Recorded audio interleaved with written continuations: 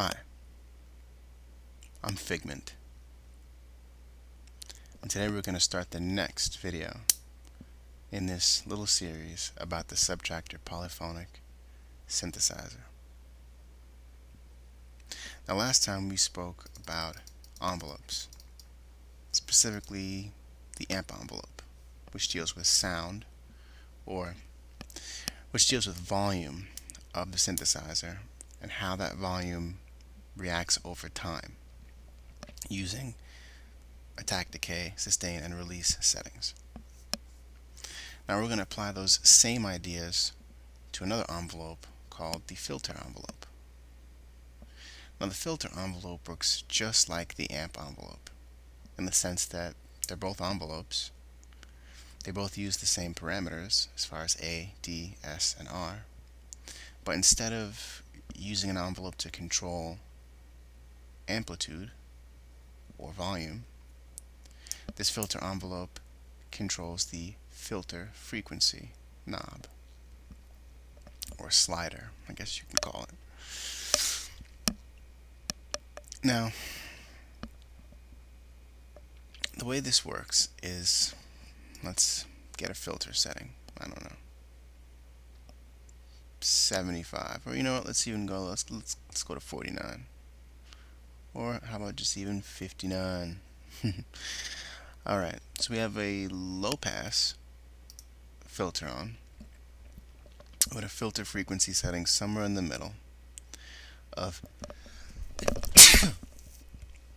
excuse me, a 59.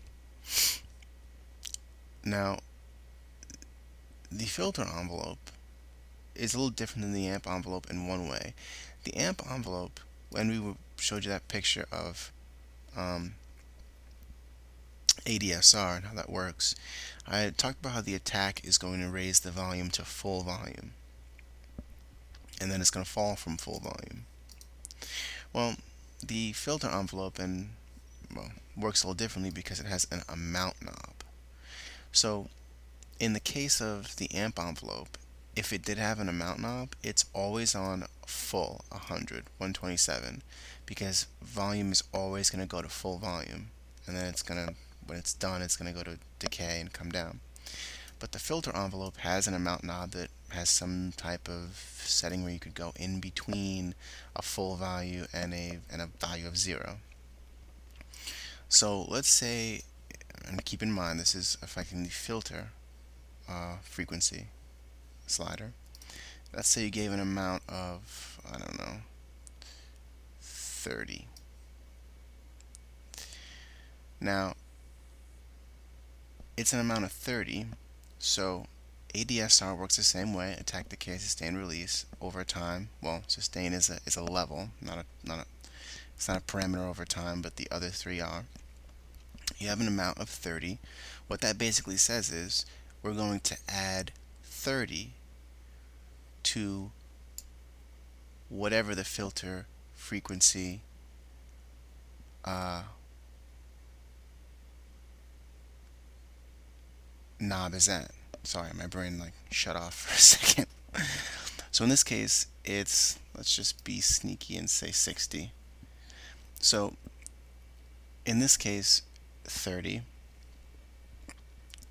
plus to the 60 means the way this envelope is set, it's going to raise its filter frequency to 90. And it's going to do that over the time parameters that you set. So you could set a slower rise to 90, maybe a fall rise back down. Now in this case, sustain is a level again, not a level of volume, but the level of where in between the original value of 60 and the new ceiling of plus 30 and 90, where's that going to fall and stay at? If it's 0, it's going to drop this knob back to its original position wherever it may have been. In this case, it's going to bring it back down to 60. But if I brought this up to 10, let's say, this knob would decay down to 70 from 90 once it goes up there. If it was, so on and so forth. And the release works in the same way. It's kind of a fade out for the tail end of the filter frequency, and how it where it comes down from after the sustain, if you will. When your finger is let up, when the key up, if you will, happens, or you release your finger off of your key. So let's hear that. Here is a filter frequency, and well, here's an amount. I'm just gonna play these chords, and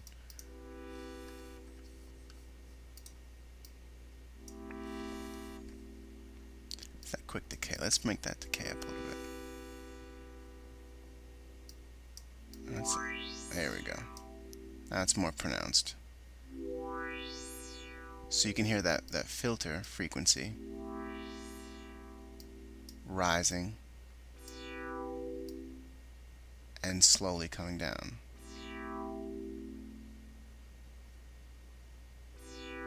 Now if you made this more drastic,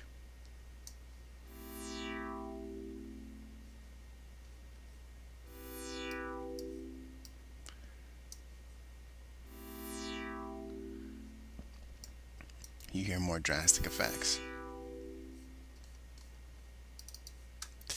So it works in the same principle as the amp envelope, except it's not controlling the amplitude, it's controlling this filter frequency knob over time, using attack, decay, sustain, and release.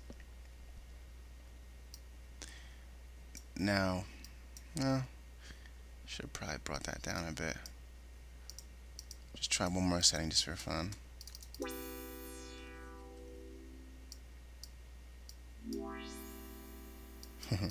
Alright. The mod envelope, once again, ADSR, same situation, an amount knob, just like our good friend the filter envelope. The only difference about this mod envelope is its destination can be changed, can be routed, where this filter envelope will always control the filter frequency knob. The amplitude envelope will always control the volume of the subtractor over time, and this over time, the filter frequency knob over time. This mod envelope is modifiable what it's going to control. It has a couple of destinations, and you can route them in with these options. So the options here are oscillator 1's pitch, oscillator 2's pitch, the mix knob between oscillator 1 and oscillator 2 and noise, because oscillator 2 and noise are both coming in on the right side. That's why this little divider here is open. So the FM amount, so you can control the FM knob over time. The phase knob of both of these, there's no phase setting just for oscillator 1 or oscillator 2 like there is for pitch. The only way it wouldn't affect the phase knob is if the phase knob was off, like if oscillator 2 was on but the phase knob was off, but this phase knob was on, then it wouldn't affect this phase knob because there's no phase happening here. But if there was, and it was set a different way, yes, this mod envelope would be controlling both phase knobs at the same time, over time, using attack, decay, sustain, and release. And it can control filter frequency 2 as an envelope. So you could kind of have a filter envelope for filter frequency 1, and if you did have filter 2 on, you could have a separate envelope with some separate time for filter frequency 2. Kind of cool. That kind of sums up the envelopes section. If you have any questions or comments about that, or anything at all, because it's kind of a lot to chew up, the differences between the envelopes and how they work, post some questions, comments below.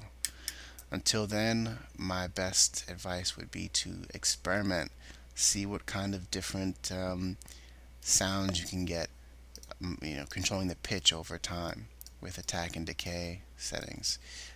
See what kind of filter sweeps you can get with different filter types, using that over time. with ADSR and the amount knob. Just experiment. There are almost no wrong answers. The synthesizer's range of creating different timbres and sounds is really varied. So experiment, toy around, post your questions and comments, and I will respond to them.